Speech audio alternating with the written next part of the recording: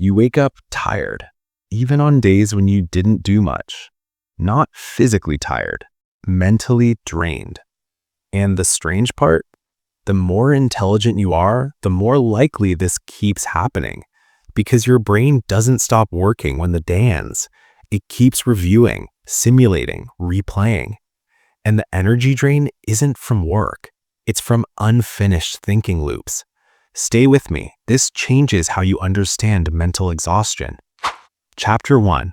The brain that doesn't power down. Most people think mental fatigue comes from effort. The real drain is unclosed decisions. And this has less to do with workload and more to do with how your mind processes uncertainty. There's a pattern here most people never notice. Let's trace the mechanism. Your brain treats unresolved questions like open system processes. Neurologically, the prefrontal cortex keeps allocating energy to problems it believes are still active. That means the brain doesn't distinguish between a real problem and a hypothetical one. Both consume energy. Here's the thing. Smart people generate more possibilities per situation, more angles, more what-ifs, which means more open loops. And open loops drain attention even when you're resting, almost like apps running in the background on a phone. Individually small, together exhausting. Notice this pattern. You're not tired from doing too much. You're tired from thinking without closure. That's where the fatigue begins. And most people never connect those dots. This is where the pattern locks in. Chapter 2. The internal conversation that never ends. Watch what happens after a simple decision. Someone asks where to eat. Others pick quickly. But your brain keeps running comparisons. Better option, healthier choice, waste of money, future regret. The conversation doesn't stop when the decision is made. It continues internally. That constant evaluation burns energy. Psychology calls this decision fatigue, but intelligence amplifies it because more awareness creates more variables. Let me say this differently. Your brain isn't tired from life. It's tired from running simulations of life. And simulations never end naturally. They end only when you close them. Most people miss this moment. Don't. Chapter 3. Why thinking feels progressive but isn't. Here's what happens after prolonged analysis. Thinking starts to feel productive. But biologically, thinking and acting create different energy patterns. Action releases dopamine through completion. Thinking consumes glucose without completion. One restores energy, the other drains it. That's why overthinking feels busy but leaves you depleted. Here's a simple analogy. A ceiling fan left running in an empty room. No purpose, still consuming power. Your mind does the same with unresolved thoughts. Straight talk.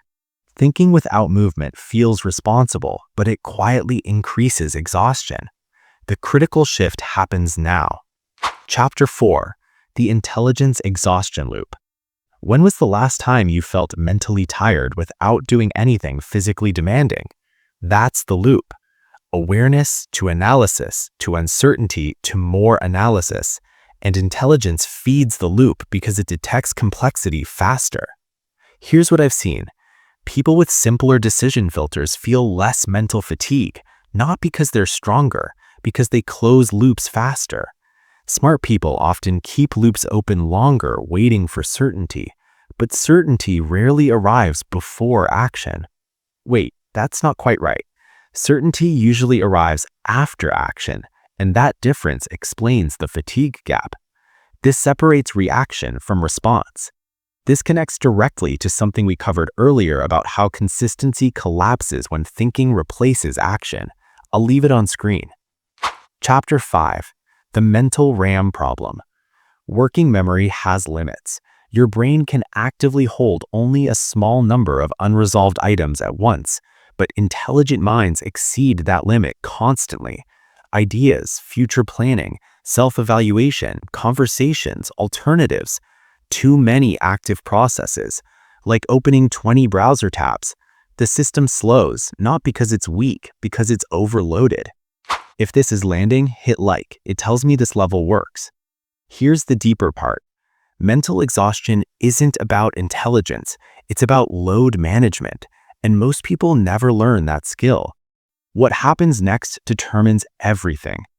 Chapter 6: The Completion Effect. Watch someone who finishes small tasks quickly, replying to messages, making simple decisions, closing conversations. They conserve energy, not by thinking less, by completing more. Completion tells the brain, power down this loop.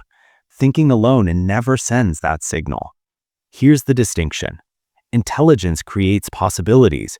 Completion restores energy. And without completion, intelligence becomes exhausting. Hold that thought. Chapter 7: The Reset Mechanism. This is where control returns. Not by reducing intelligence, not by forcing positivity, by closing loops intentionally. Let's call this framework the CLC reset. Capture, limit, close. Capture thoughts externally. Limit active decisions. Close small loops quickly. That's it. Simple, mechanical, effective. Mental energy returns when loops close, not when thinking improves. Subscribe if you want mechanisms that actually shift behavior. Mental exhaustion isn't proof you're weak. It's proof your brain keeps working without completion signals. People who master this don't think less. They close loops faster. And once you notice how many loops stay open each day, you can't unsee it. External fixes won't rewire this. The adjustment point is yours, and the next loop you close decides how tomorrow feels. Like, share, and subscribe if this shifted how you understand mental fatigue.